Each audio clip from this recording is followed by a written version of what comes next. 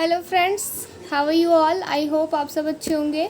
आज मैं आपको शो करने वाली हूँ मास्टर ऑफ आर्ट्स इकोनॉमिक के पेपर जो कि दिसंबर 2021 का है। MEC 004 financial institutions and markets. Time होंगी 3 आवर्स की एंड मैक्सिमम मार्क्स होंगे 100 मार्क्स। ये आपके 2 सेक्शंस में क्वेश्चंस आते हैं, section A and section B.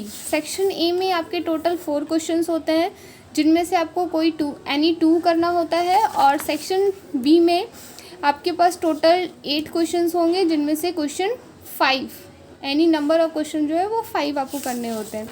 चलिए देखते हैं क्या क्या क्वेश्चन है हमारे। पहला क्वेश्चन है, explain the supply of money through the money multiplier process. What would be the effect of an increase in money supply on equilibrium in money markets.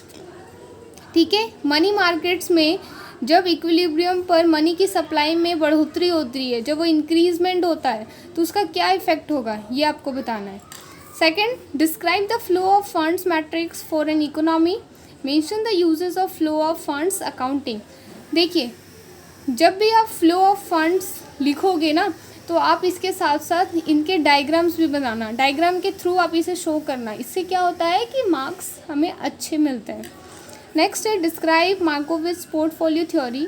Explain how the arbitrage pricing theory is different from Markowitz theory and the capital asset pricing model. इन दोनों में difference बताना है। Next है, what do you understand by the yield curve and the term structure of interest rates?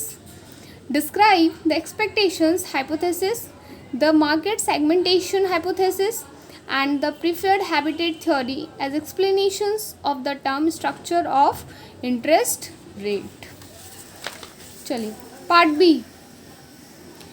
ये है। इनमें total 8 question से 5 करने हैं आपको,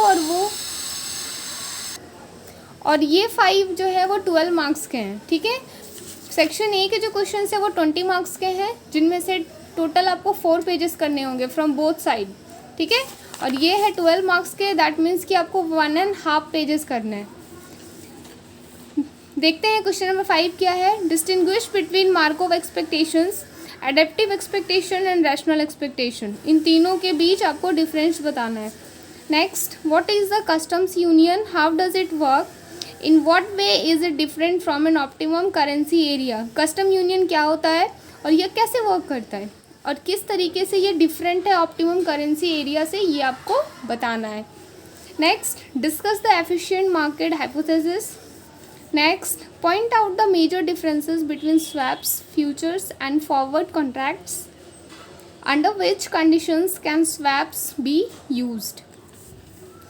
Question number 9. What do you understand by duration as used in the analysis of fixed income securities?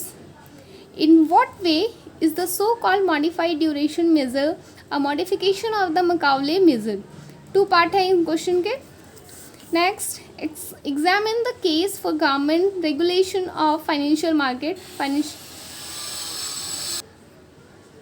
Financial market का जो government regulation है वो आपको एग्जामिन करना है। ठीक है, do you think the government should regulate commercial banks, give reasons for your answer. Okay, next है, what are the main functions of a merchant bank. Function बतानी है आपको मर्चेंट बैंक की।